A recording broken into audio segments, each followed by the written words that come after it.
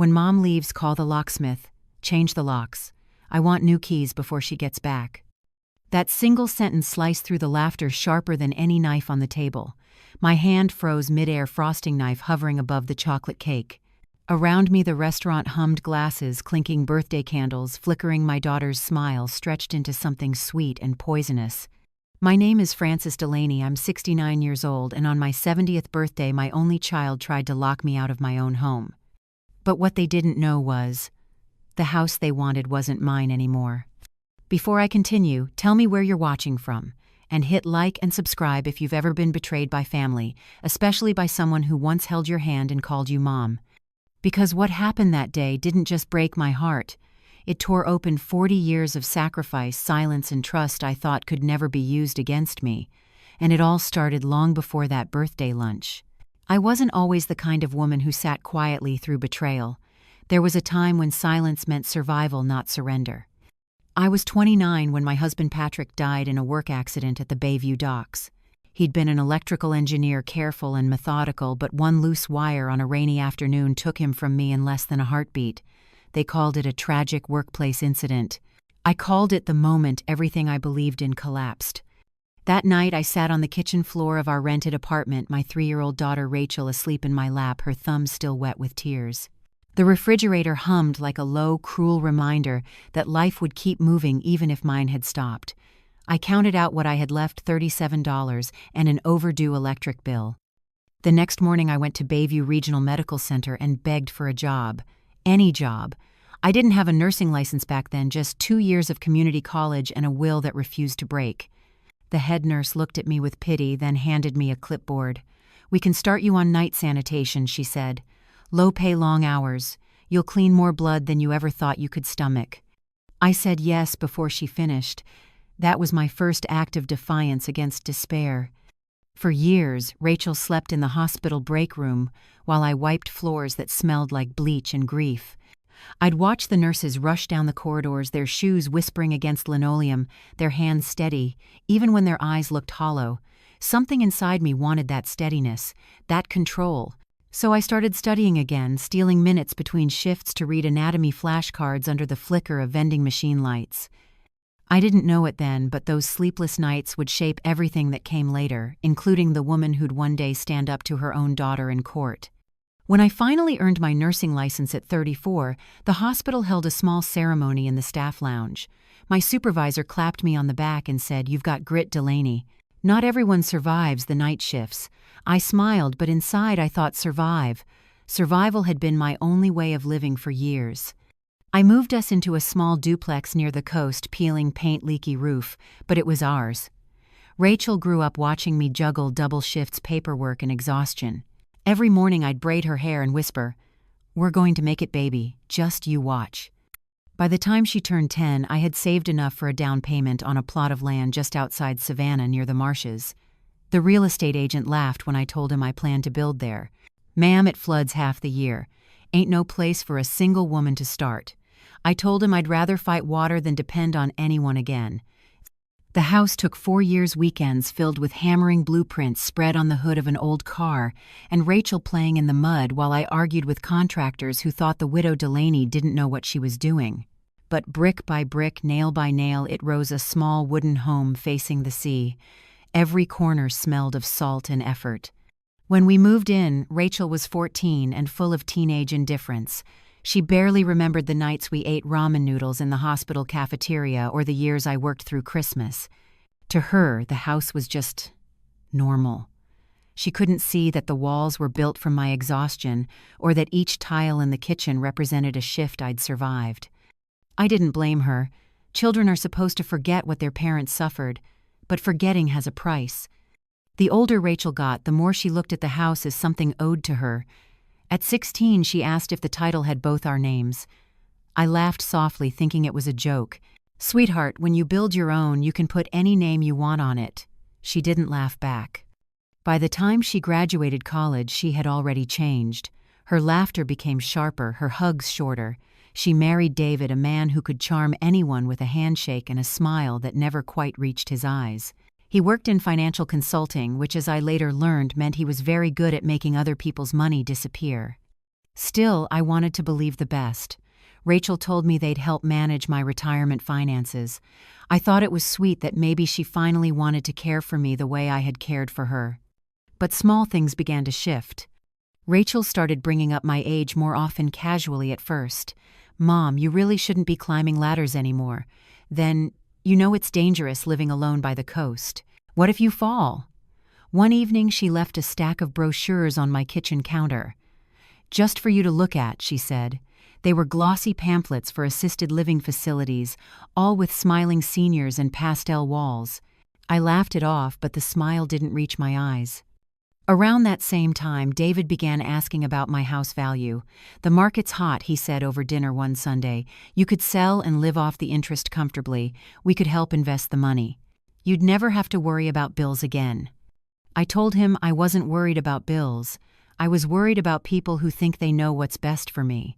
He laughed, pretending not to take it personally, but I saw something flicker behind his eyes' calculation. I didn't realize then that they were already making plans, that every friendly visit, every dinner invitation was just another step towards something darker.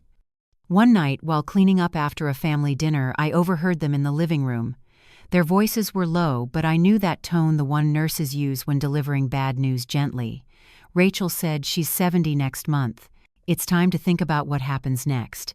David replied, "I've already talked to someone. We can file for temporary guardianship if she shows signs of confusion. Just a formality, really."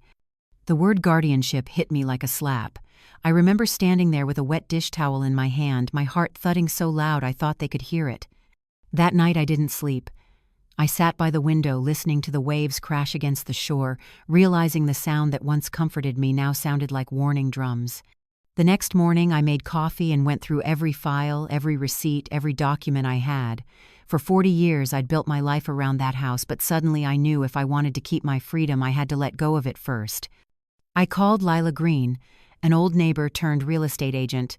"Lila, I need to sell my house." Quietly. No family involved. There was a long pause. Then she said, "Fran, are you sure?" "As sure as I've ever been." I didn't tell Rachel. I didn't tell anyone. While she planned my future, I was planning my escape.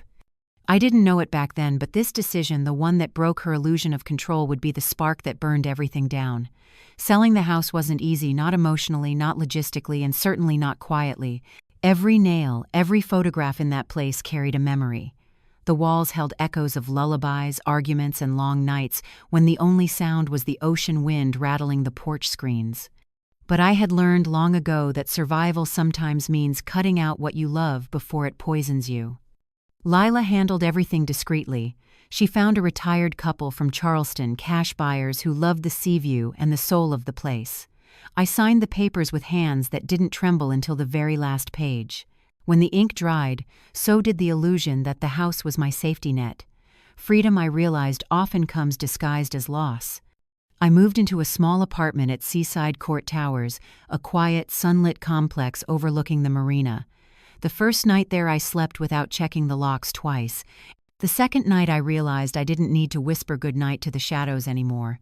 It wasn't home yet, but it was mine, and more importantly, it was secret. A week later, Rachel called. Her voice had that honeyed sharpness I'd come to recognize. "Mom, we were thinking, why don't you come stay with us for a few weeks? You've been so isolated lately." "I'm fine, honey. I just needed a change." "A change? What kind of change? Just a different view?"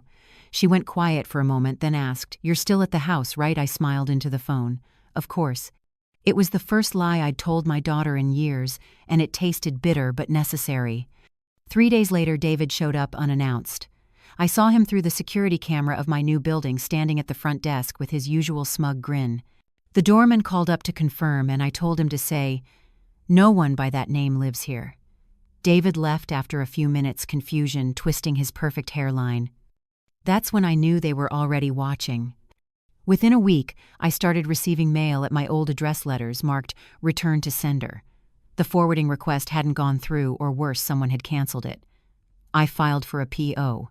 box and began keeping a log of every coincidence. Old habits die hard. Once a nurse, always a documenter. Then came the birthday lunch. Rachel insisted on reserving a table at the waterfront bistro, the same place Patrick and I used to go before he died. "You'll love it, Mom," she said. "Nostalgia's good for you." I should have known. Nostalgia is only comforting when it isn't being weaponized. The lunch started pleasant enough soft music, the smell of butter and shrimp in the air, David pouring wine like a game show host. But halfway through the meal, I excused myself to the restroom. That's when I heard it. "When Mom leaves, call the locksmith. Change the locks. I want new keys before she gets back." Rachel's voice, flat, cold. My blood ran like ice water. When I walked back, they were smiling again, pretending nothing had happened. I sat down slowly, forcing my hands to stay still, and cut the cake.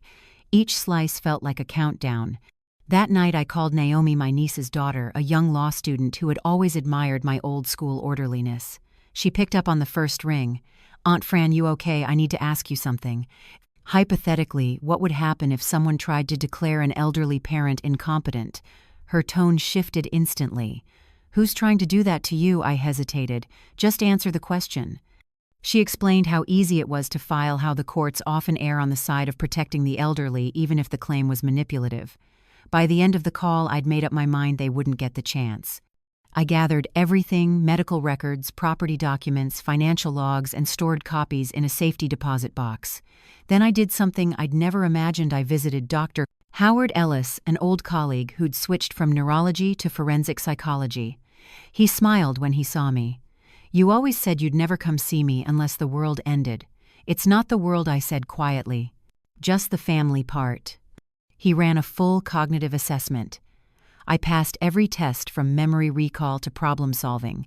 When he handed me the report, he said, "Fran, you're sharper than most 40-year-olds." I asked him to notarize it. He looked surprised, then nodded slowly. "Insurance, exactly." I didn't know it then, but that report would become the sword they'd impale themselves on later. Months passed. Rachel called less often, her messages shorter, clipped. "Hope you're well, call me."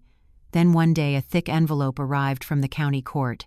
Inside was a petition for temporary guardianship, my daughter claiming I was displaying signs of cognitive decline and poor financial judgment.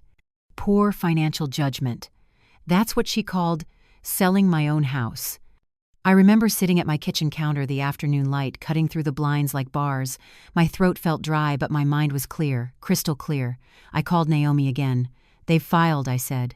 "Then we'll file back," she replied. Together we began building the defense. Naomi was relentless, pulling case precedents, interviewing witnesses. She found Lila, who confirmed I'd handled every part of the house sale independently. She even tracked down Dr. Ellis for a sworn statement. Meanwhile, Rachel's narrative grew slicker.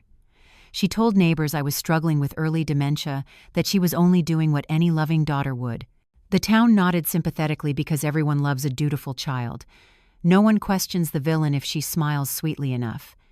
The first hearing was scheduled for early fall. I spent the week before it in near silence, journaling everything. The night before court, I looked out at the sea from my apartment balcony.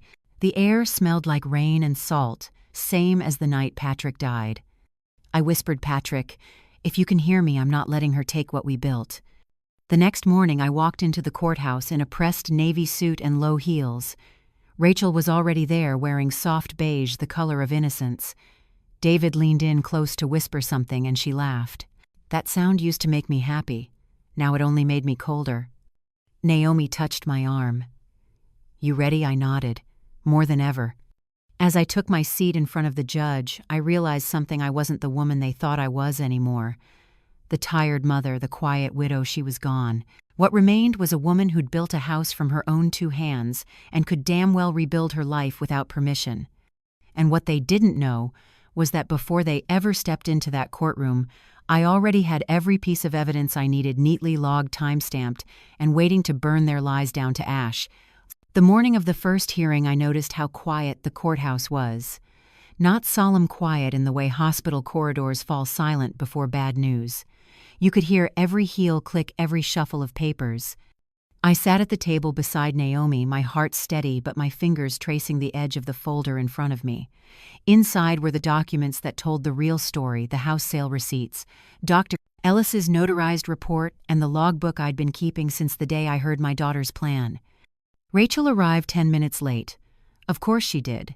She walked in with David at her side wearing cream and pearls, her hair pulled back the same way I used to wear mine when she was little, a perfect imitation of control. When she saw me, she smiled like she was greeting a patient instead of her mother. "Mom," she whispered, leaning close before we began. "You don't have to make this harder than it is. Just agree to let us help." "Help," I said softly. "That what you call it?" Her smile didn't falter. "You're tired. Everyone can see it. This is for your own good." I looked her straight in the eye. "Rachel, I built a house out of nothing. If I can do that, I can take care of myself." Naomi touched my wrist gently. "Don't engage," she murmured. But Rachel's eyes lingered on me, searching for weakness. When the hearing started, Rachel spoke first. She painted a picture so gentle, so persuasive that even I almost believed it for a second. "My mother has always been strong," she began, her voice trembling at all the right moments. "But lately she's become forgetful. She sold her home without consulting anyone. She's refused medical advice. I'm only trying to protect her from being taken advantage of." "Protect me, from her maybe." I felt the heat rise in my chest, but I stayed silent. Naomi took notes furiously, occasionally underlining something 3 times. Then the judge turned to me. "Mrs. Delaney, do you wish to respond?" I stood. My knees didn't shake. My voice didn't waver. "Your Honor, I've spent 40 years keeping records for lives that hung by a thread. When my husband died, I raised a child alone. I've never missed a payment, never lost a document, and I can tell you the dosage and schedule of every medication I've taken in the last 10 years. If that's confusion, then the world's gone mad." Rachel's face stiffened. David leaned back, his jaw tightening. The judge asked for Dr. Ellis's evaluation next. When Naomi handed it over, Rachel tried to interrupt. "Your Honor, that's not recent. It's from 3 weeks ago," Naomi said smoothly. "Signed, sealed, and notarized." The judge read quietly, her expression unreadable. Then she looked up. "Mrs. Delaney, according to this, your cognitive functions are above average for your age. Is that correct?" "Yes, ma'am." Rachel's lips parted slightly. For the first time, she didn't have a script. But the real battle didn't end there. Over the next month, the tension thickened like humidity before a storm. Rachel started calling neighbors from our old community, spreading whispers that I'd fallen under bad influence. David hinted that Naomi was manipulating me for inheritance.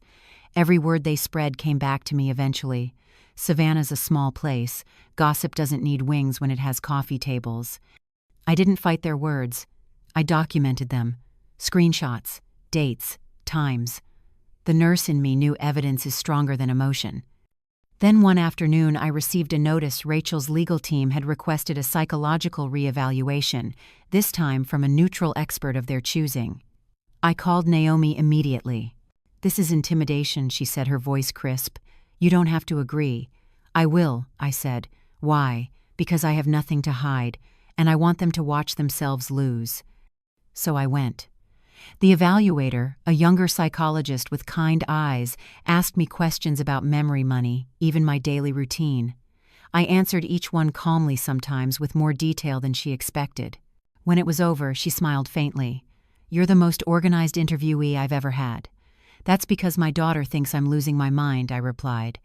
By the time I left, the sky had turned gray and heavy with rain. I stood under the awning, breathing in the damp air. It reminded me of the day I buried Patrick. Same smell, same ache, same quiet determination to keep standing. That night, I opened my logbook again. I wrote in neat cursive day 46. She still underestimates me. A week later, Naomi called with a tone that was both grim and triumphant. "They slipped up," she said.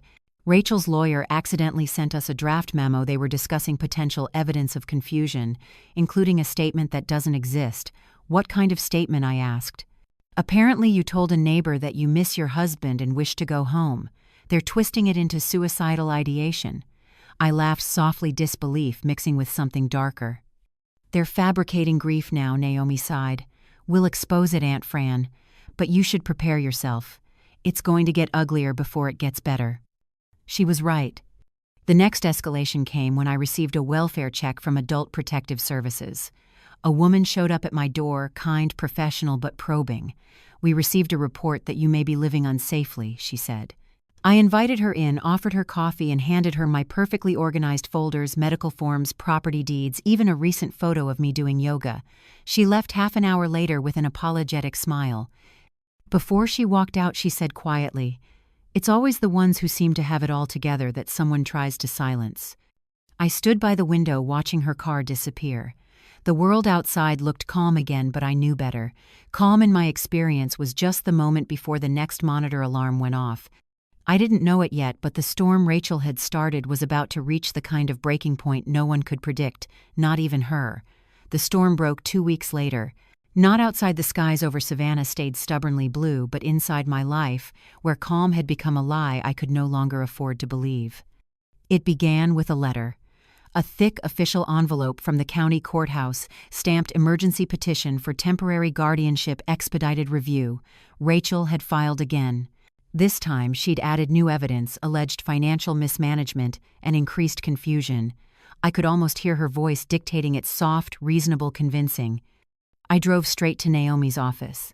She looked up from her desk when I arrived, her brow furrowing the instant she saw the envelope. "They're doubling down," she said. "They must think you're scared enough to fold." I set my purse down, slow and deliberate. "Then they still don't know me." The hearing was scheduled for that Friday. 2 days before, I decided to pay a visit to Dr. Ellis. His office still smelled like cedar and disinfectant, like the past had been preserved in glass. He looked up from his desk when I walked in. "Frances," he said softly, "you look like you've come straight from a battlefield." "In a way, I have." He leaned forward. "I heard about the second filing. You need to understand something. They're not just after control. They're after narrative. They want to rewrite you while you're still alive." I nodded. "Then let's make sure the story's documented." He pulled a folder from his drawer, copies of our first evaluation, an updated letter confirming my mental fitness, and a notarized statement of independence. "You'll need witnesses," he said. "People who've seen you living alone, managing your affairs." "Already have them." "Who? Lila, Ruth Ann, and the building manager." He smiled. "Of course you do." The night before the hearing, I received a voicemail from Rachel. I played it twice before deleting it. "Mom," she said, her tone half fragile, half threatening. "Please don't make this uglier than it has to be. We're trying to save you from yourself. Don't embarrass me tomorrow." Embarrass her. That was the line that finally burned through me. Friday came with a stillness that felt like anesthesia, numbing, deceptive. The courtroom was smaller this time, more intimate. Only the judge, our lawyers, and a court recorder. Rachel looked flawless as always, her hand resting lightly on David's arm like a possession. Naomi whispered, "You ready?" I nodded. "Let's get it over with." Rachel's lawyer began by painting a picture of gradual decline, complete with selected anecdotes. "Mrs. Delaney has been withdrawing socially. She's made impulsive financial decisions. Her daughter is simply concerned." I leaned toward Naomi. "Impulsive. Selling my house is impulsive now," Naomi whispered back. "Let her hang herself." "Wait." Then Rachel was called to the stand. She did her usual performance, eyes glistening, voice trembling at the right beats. "It's just, I don't recognize my mother anymore. She's not the same woman who raised me." When Naomi cross-examined, her tone turned surgical. "Mrs. Parker, did your mother ever authorize you to manage her finances?" Rachel hesitated. "Well, verbally. Any written authorization?" "No, but did you at any point attempt to access her accounts or property records without consent?" Rachel blinked rapidly. "I was trying to help." Naomi smiled, thin as a blade. "So that's a yes." David shifted in his seat. The first crack had formed. When it was my turn, I walked to the stand without looking at Rachel. My hands didn't shake.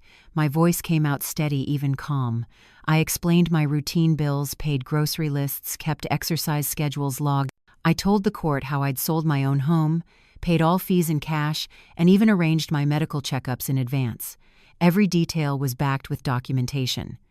Naomi passed the judge a folder, my life bound in order. Rachel's lawyer objected, tried to pivot, but the judge silenced him. "Mrs. Delaney, do you have any evidence of coercion or manipulation from the petitioners?" "Yes, Your Honor." I looked directly at my daughter. "I have a recording." Rachel's face drained of color. Naomi inserted the USB into a laptop. The courtroom filled with familiar voices, Rachel's and David's, discussing the plan to change my locks to manage the paperwork before she realizes what's happening.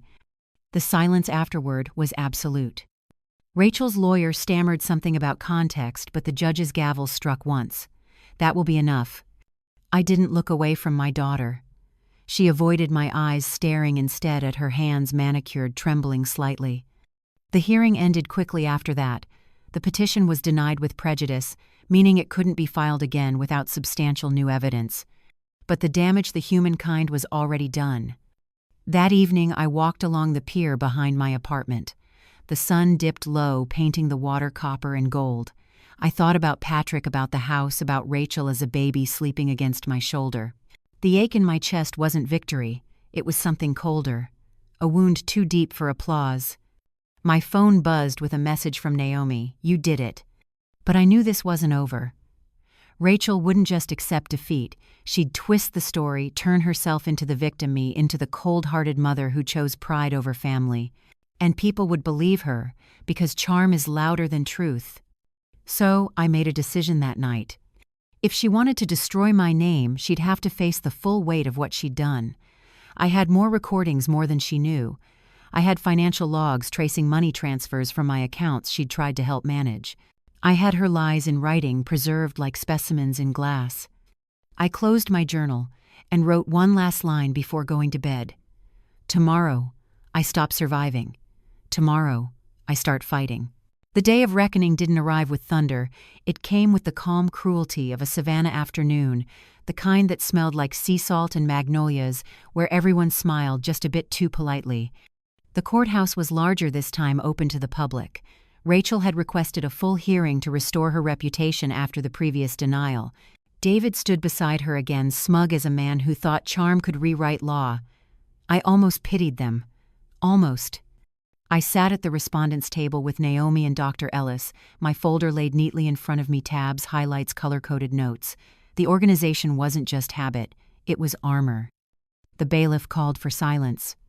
Judge Mendel entered, a woman whose every step sounded like a verdict. She adjusted her glasses and looked directly at Rachel. Mrs. Parker, since this is your second filing within 6 months, I expect concrete evidence. Yes, Your Honor, Rachel said, her voice syrup-sweet. I've brought several witnesses and documentation of concerning behaviors. Witnesses, of course.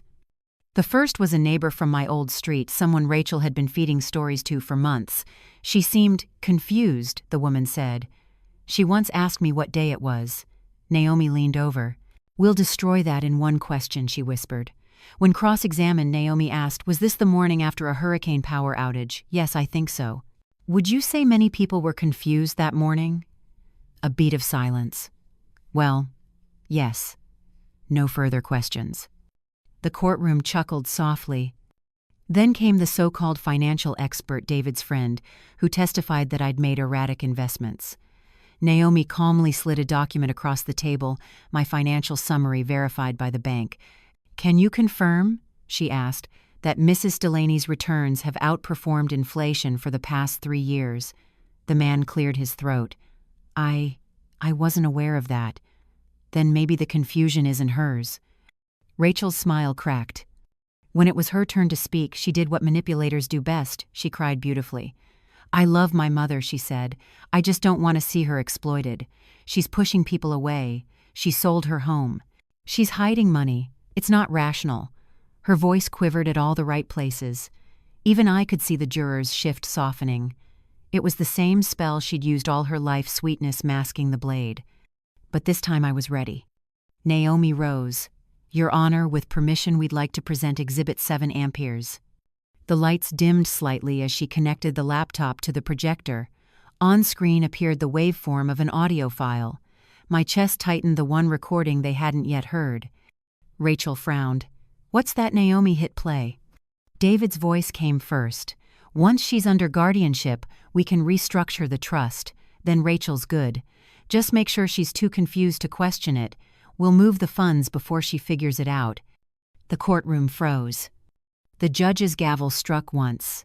Where did this recording come from? I raised my hand. Your Honor, from my phone. It recorded automatically that day in the restaurant. I didn't even realize until later. Naomi added, chain of custody has been verified. Metadata confirms the file was created on Mrs. Delaney's device on March 18th. Rachel's face drained of color. David tried to speak, but the judge silenced him. Enough. The courtroom doors opened quietly at the back. Dr. Ellis entered holding a folder. If it pleases the court, he said, I'd like to submit an updated report, Mrs. Delaney's cognitive assessment as of this week. She remains fully competent. Judge Mendel scanned the document briefly before nodding. Accepted. Then she turned to Rachel. Mrs. Parker, this recording and report together present a troubling picture. Your petition borders on fraud. Do you wish to continue? Rachel's mouth opened, but no sound came. I looked at her, at the daughter I'd once cradled after nightmares, who used to draw pictures of our old house and call it forever home. There was no victory in my chest, only the quiet ache of recognizing that love could rot when greed took root. David shifted beside her, muttering something about misunderstandings. The judge slammed her gavel. Enough, Mr. Parker. Misunderstanding does not explain premeditation. The court denies the petition with prejudice and refers the matter for further review regarding potential perjury and elder coercion. The gavel fell again. Rachel gasped, a small broken sound that barely escaped her throat. For a moment I saw her facade shatter, no pearls, no polish, just panic. As the courtroom emptied, she turned to me. Mom, she whispered, you didn't have to humiliate me. I met her eyes steady. No, Rachel, I just had to stop you. David stormed out first, leaving her behind. Naomi gathered the documents while Dr. Ellis rested a hand on my shoulder. You handled that like a surgeon, he said quietly. I learned from the best, I replied. Outside, the air hit like release, humid, salt-streaked alive. Reporters hovered by the courthouse steps asking for statements. Naomi shielded me with her arm and guided me through. You don't owe anyone your side, she murmured. I know, I said. The truth already told it. That evening, I sat alone on my balcony overlooking the marina. The sky was streaked in lavender and rust, and the sound of seagulls faded into the hum of night traffic. I poured myself a small glass of wine, not to celebrate but to mark survival. In the distance, church bells rang 6 times. I closed my eyes and exhaled. The bitterness inside me began to dissolve, replaced by something steadier, not joy, not even peace, but the quiet satisfaction of justice finally done. And yet, under the calm, I knew something else was moving. Rachel wasn't finished. Not yet. I'd seen that look before, the kind that hides behind shame until it finds another weapon. But this time, I wasn't the fragile mother she remembered. I was the woman who built her life from ashes, and if she tried again, I'd be ready to burn her lies down all over again. The weeks after the hearing felt like the space between 2 heartbeats, long enough to notice every small thing, short enough that panic didn't have time to settle. Rachel kept her distance. She sent a letter that claimed regret and misunderstanding, but asked for no reconciliation. David predictably disappeared from social pages and dinner invitations. Their friends began to look away when my name came up. That small victory had consequences I hadn't wanted, but had expected people choose sides fast, and reputations once cracked are hard to mend. I moved deliberately into my new routine. Mornings with Ruth Ann and the building women brought laughter, not interrogation. Naomi came by with paperwork and new ideas, a modest foundation to protect elders from predatory conservatorship schemes. You could fund a hotline, she said. You could teach what you learned. The thought warmed me. I had always stitched bandages. Maybe now I could teach others how to stitch their own safety nets. But I wasn't naive. Winning the courtroom didn't erase months of planning Rachel and David had invested. It didn't erase the fact that they'd tried to weaponize people and institutions against me. It only bought time and an opportunity. I began to gather things I hadn't realized might matter. Copies of the recording on separate drives, notarized affidavits from the witnesses. David's network had tried to coach a ledger of suspicious calls and emails Naomi had pulled from. Their accounts with legal warrants. Quiet, tidy piles that read like a manual, how to take down a scheme and how to build a shield. There were small, delicious moments of justice in the months that followed. A letter from a bank investigator informed me that a previously proposed family investment product pitched by David's firm had been put under review. An anonymous tip, the kind Naomi knew how to cultivate, led a regulatory officer to a shell contract that showed kickbacks and referral fees tied to the conservatorship attorney. I didn't celebrate publicly. I kept tea warm for Ruth Ann and painted sunsets in the evenings. The twist I didn't expect was mercy. I received a single page in the mail, one quiet Thursday no return address, one short line "I'm sorry." Signed R. My first impulse was to burn it. Then I set it in a small box next to the photograph of Patrick. Forgiveness felt optional, accountability felt necessary. I filed the note with the other evidence.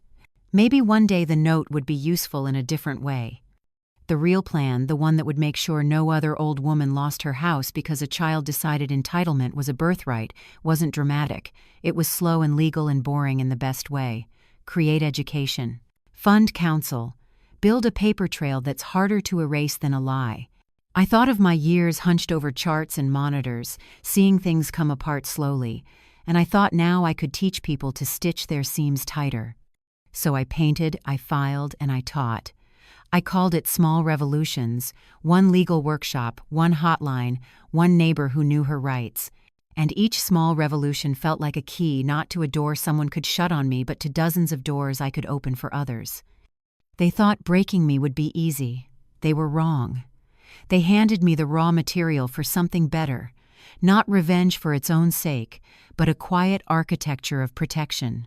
If you've ever felt like the outsider in your own family, hit like and subscribe. Because stories like this aren't just fiction, they're echoes of what too many people live through in silence. My name is Frances Delaney, and this was how I learned that peace isn't something others give you. You build it brick by brick the same way you once built a home. The next story, it's about a woman who discovers her sister's gift came with a contract she never signed. You won't want to miss it. This story isn't over.